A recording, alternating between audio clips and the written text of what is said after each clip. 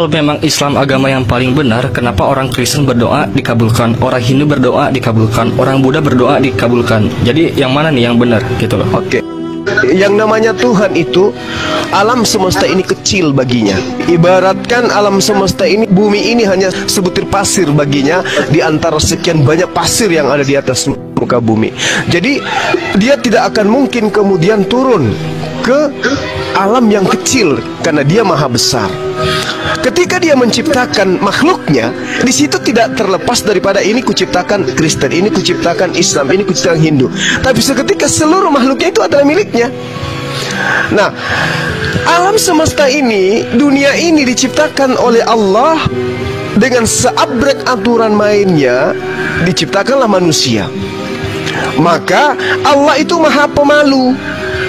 Tuhan itu maha pemalu. Ketika Tuhan mengatakan, aku yang berkuasa, aku yang maha berkehendak, aku yang mengatur, aku yang mencukupkan, aku yang memberi rezeki, aku yang memberikan kehidupan, aku yang memberikan kesehatan, aku Allahus Samad, tempat tergantungnya seluruh makhluk.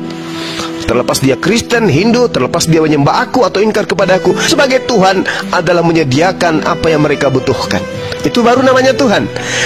Kalau yang mengatakan dirinya, oh ini tidak sembah saya, ini nggak dikasih rezeki, oh ini yang sembah saya, dikasih kaya, dikasih kesehatan, itu bukan Tuhan, itu iblis.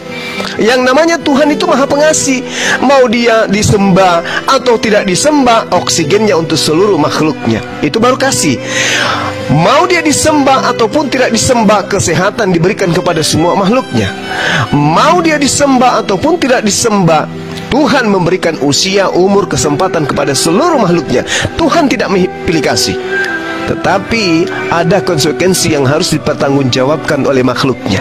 Wahai umatku, wahai makhlukku, betapapun dosa yang engkau lakukan, ketika engkau bertobat kembali kepadaku, maka aku akan mengampuni segala dosa-dosamu. Tuhan memberikan kita umur, pikiran, akal sehat untuk kembali kepada Dia. Jadi kalau Anda berpatokan bahwa Tuhan yang benar adalah Tuhannya Kristen, karena setiap orang Kristen berdoa, dia selalu dikaruniai berkat, dia selalu diberikan rezeki, diberikan kesehatan. Lalu bagaimana dengan Hindu? Bagaimana dengan ateis? Berarti Tuhan-Tuhan mereka juga benar dong? Berarti Tuhan itu banyak dong, masing-masing agama punya Tuhan? Tidak, Tuhan itu maha kasih di dalam Islam. Mau dia disembah oleh si fulan, tidak disembah oleh si fulan, tetap dikasih. Wahai hambaku, kapanlah engkau bisa kembali kepadaku? Kenapalah engkau semakin jauh kepadaku? Kenapa engkau menyembah selain daripadaku? Tapi meskipun demikian, apa yang kamu minta akan kukasih. Cuman kelak di yaumil hisab, Maaf, ada dalilnya gak di percakapan abang yang itu tadi? iya, Al-Quran mengatakan kebenaran itu sudah datang. Kebenaran itu sudah datang dari Tuhan, dari Allah. Siapa yang mau kafir silakan kafir, siapa yang mau beriman silakan beriman. Itu ada bang dalam Al-Quran. Ya, jelas itu. Al-Kahfi ayat 29.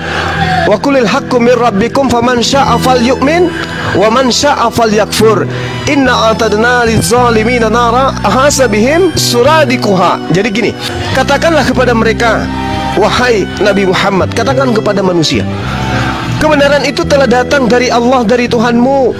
Maka barang siapa yang ingin beriman, silakan dia beriman. Dan barang siapa hendak kafir, kufur kepadaku, maka biarkan mereka kufur kepadaku. Sesungguhnya kami telah sediakan bagi orang-orang yang zalim itu adalah neraka.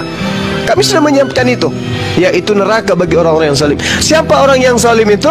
Yang sudah tahu bahwa alam semesta ini diciptakan oleh esensi yang maha suci, yang maha tinggi, tidak mungkin maha hina, mau maha rendah, tapi dia maha suci. Zalim sudah tahu Tuhan itu pencipta dan bumi adalah esensi yang tak nampak karena dia bukan makhluk, tidak serupa dengan makhluk. Sudah tahu Tuhan itu bukan manusia, sudah tahu Yesus itu manusia, sudah tahu Yesus itu utusan, masih tetap disembah, maka itulah yang disebut zalim. Nah, Allah mengatakan wa qulil haqqu mir rabbikum faman syaa'a falyu'min wa man syaa'a falyakfur. Kebenaran itu sudah kuberikan kepada seluruh umat manusia. Maka siapa yang ingin beriman kepada kebenaran itu silakan beriman. Barang siapa yang ingin kufur, silakan kufur. Tidak ada paksaan. Nah inilah yang saya katakan, kalau Tuhan itu, oh siapa yang menyembah aku, inilah ku kasih banyak harta, inilah ku kasih. Yang tidak menyembah aku, ku buat dia miskin. Lah orang tahu dong berarti, wih kita masuk Islam dong. Kenapa? Di Islam apapun diminta pasti dikasih.